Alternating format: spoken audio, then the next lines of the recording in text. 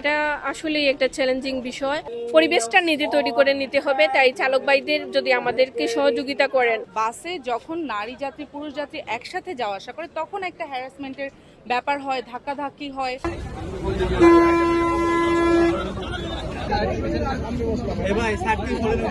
Harassment হওয়ার কোনো প্রশ্নই আসে না, কারণ হচ্ছে বাসে যখন নারী যাত্রী পুরুষ যাত্রী একসাথে যাওয়া আসা করে তখন একটা হ্যারাসমেন্টের ব্যাপার হয়, ধাক্কাধাক্কি হয়।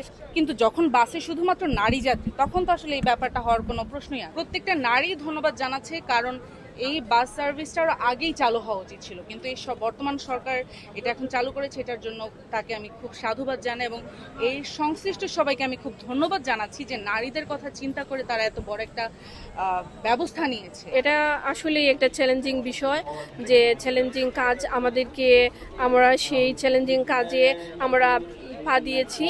তো আশা করি আমরা সফল হব, আর আপনারা আমাদেরকে সহযোগিতা করবেন। অটো চালক ভাইদেরকে বলি, বাস চালক ভাইদেরকে বলি, সবাই আপনারা আমাদের সহযোগিতা করবেন। যে কোনো পরিবেশ নিজে তৈরি করে নিতে হয়, ওটা তো এমনি এমনি সৃষ্টি হবে না। পরিবেশটা নিজে তৈরি করে নিতে হবে, তাই চালক ভাইদের যদি আমাদেরকে সহযোগিতা করেন। অনেক জ্যামের মধ্যে, স্পিডের মধ্যে, দুর্ঘটনার মধ্যে বাংলাদেশের এমন একটা রাস্তা, যে রাস্তার মধ্যে আমাদেরকে মানুষ, গরু, ছাগল সব কিছু গাড়ি এক রাস্তায় চলাচল করে।